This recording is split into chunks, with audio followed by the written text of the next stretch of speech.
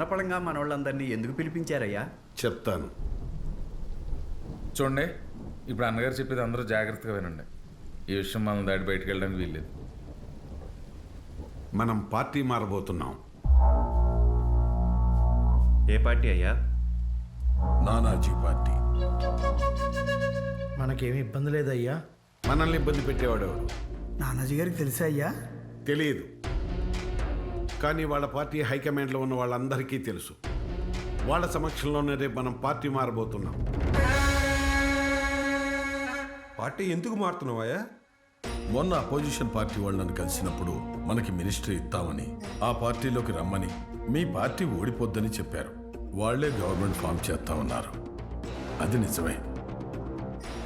ఆ పార్టీయే గెలుస్తుంది, కానీ అభ్యర్థి మాత్రం మనం.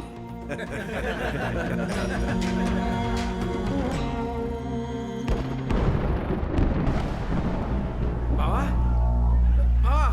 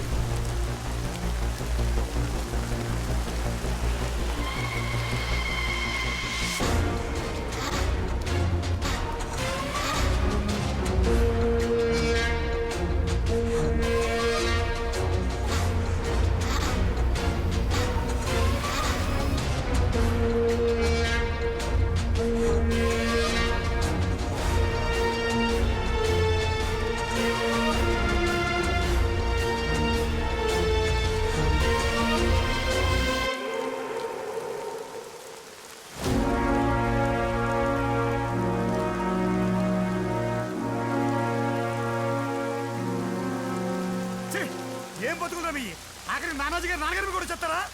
సిగ్గులేదా? మేము మీ పార్టీలోకి వస్తున్నామని భయపడినా కొడకలారా మీరా విగ్రహం తలతి చేసి మా భావన అంటారా? నానాజీ గారి కాళ్ళకి చెప్పుదే సంబంధం మీరు ఆయనకి మీకు పోలికేంటి? అదే చెప్పు మీ నెత్తి మీద 20 ఏళ్ళ నుంచి డాన్స్ ఆడుతుందిరా. అటు ఇటు కాని వాళ్ళలా ఈవేం పండ్లురా? మీకన్నా గాజులేసుకున్న ఆడవాళ్ళున్నాయా? నానాజీ, మాట అనేశావు. నాకు దీనికి ఏ సంబంధం లేదో ఇప్పుడు చెప్తున్నా. నేను నీ పార్టీలో కూడా జాయిన్ అవ్వను. నా పార్టీ నుంచి నిలబడతా. నీకు దమ్ముంటే నువ్వే నిలబడవు. నువ్వో నేను చూసుకుందాం. నీ మీద నేను నిలబడ్డమేంట్రా? నువ్వు నా కాలు చెప్పువిరా. నీ చెప్పునే నీ మీద నిలబడతా. రత్నా!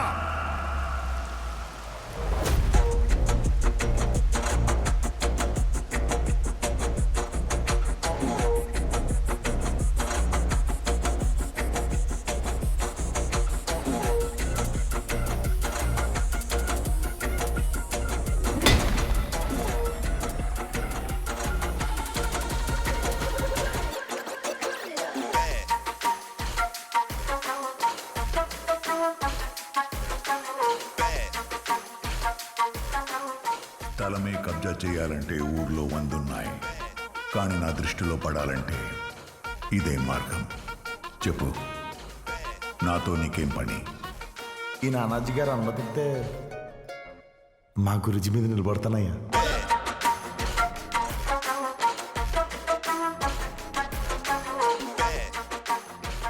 మాటలు బారే చెప్తున్నావు. తెలివి ఉంది, కానీ ఆ రెండూ సరిపోవు. ఇంకేం కావాలయ్యా? ఒక 5 పట్రా.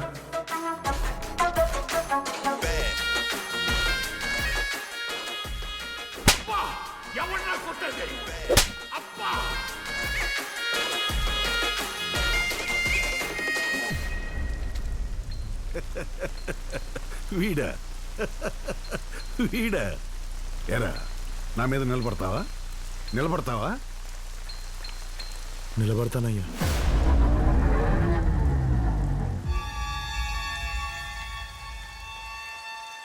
ఏ లంకలోని చూసుకుని ఆడు ఎన్నాళ్ళు గెలుస్తున్నాడో అదే లంకలో వాడిని తీసుకొచ్చి ఈసారి మనము గెలుద్దాంరా. నా వెనకే ఉండి ఇంత నాటకం ఆడతాడా? అయినా ఆ పాలేరు నా కొడుకు నాకు పోటీ ఏంట్రా?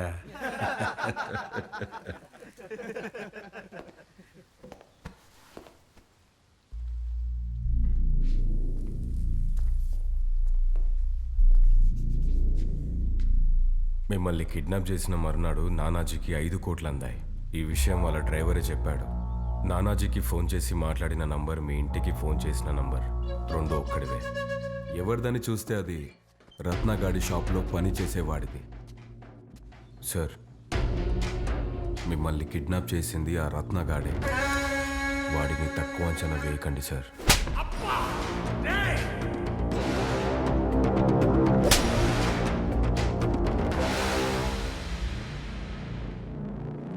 అయ్యా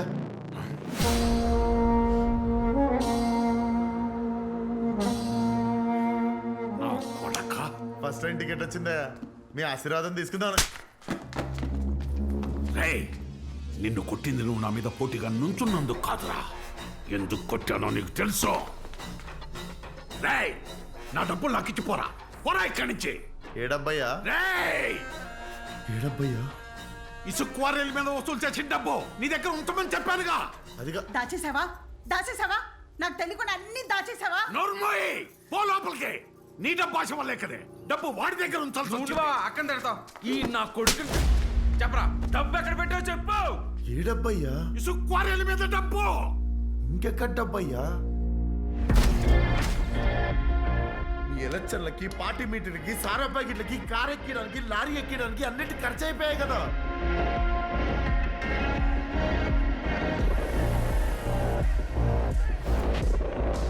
పైగా నా జేబులోనే ఖర్చు పెట్టాను నేను. అయ్యగారు, మీ కొట్టినా తిట్టినా నేను మీ శిష్యుడే, మీ గూటి పక్షినే. అన్నయ్య, నిన్ను దాటి నేను ఏ పని చేయను. అమ్మగారు, ఇవన్నీ మనసులో పెట్టుకొని మీరు సరుకులు గట్రా బయట నుండి తెప్పించుకోకండి. నా షాప్ నుండే పంపిస్తాను. గెలుపు ఓటములు అనేవి దైవాధీనం. మళ్ళీ ఎలక్షన్ తర్వాత కలుస్తానయ్యా. నన్ను ఆశీర్వదించండి, నన్ను ఆశీర్వదించండి మీరు. నా ఓటు మాత్రం మీకేనయ్యా. ఉంటానయ్యా.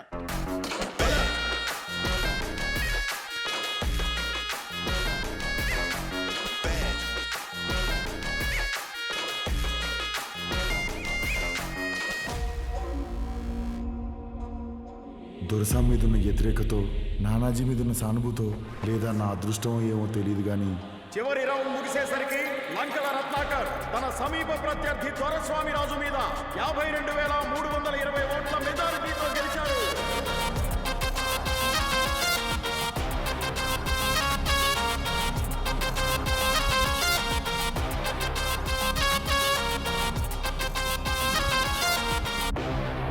బయట అందరూ వెయిట్ చేస్తున్నారు సార్. యారా మోడితే బ్యానర్ల మీద ఏం రాయించారా? ఏం రాయిస్తామండి?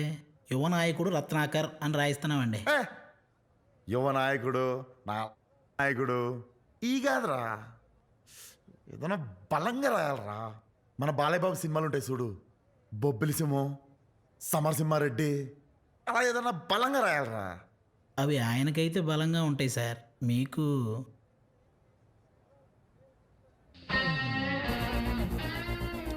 రే మూర్తి, సార్ టైగర్ టైగర్ రత్నాకర్ అని రాయించరా.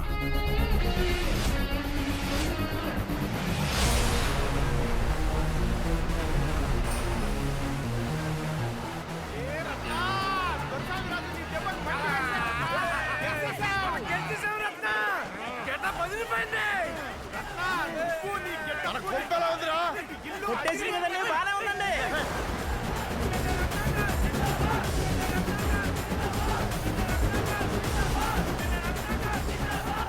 నెక్కి మనుషులు వేసుకుని నీ ఇంటికే వస్తున్నాడు. ఏం చేయాలండి? అన్నగారు నమస్కారం. ఎమ్మెల్యే అవగానే మొట్టమొదటి మీకే పెడుతున్నాను. మీరు షుగర్ ఉందని చెప్పొద్దు, ఈరోజు మీరు తినాలంతే. అమ్మగారు తినండి. నిన్ను చూస్తుంటే చాలా సంతోషంగా ఉంది రత్న. అయ్యో థ్యాంక్స్ అమ్మా.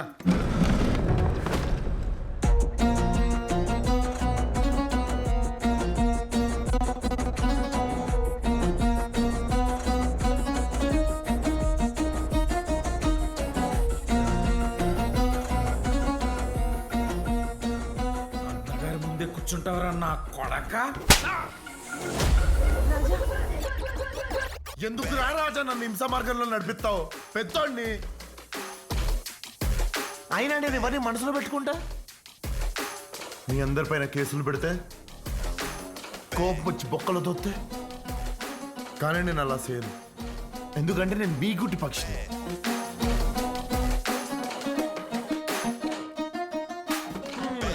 ఉంటాను అమ్మగారు. నా పరిపాలనలో అందరూ సస్యశ్యామలంగా ఉండండి. ఒళ్ళు దగ్గర పెట్టుకోండి. నోట్లో లడ్డెట్టి వెళ్ళిపోయాడు. ఏం చేయలేకపోతున్నావు నువ్వు?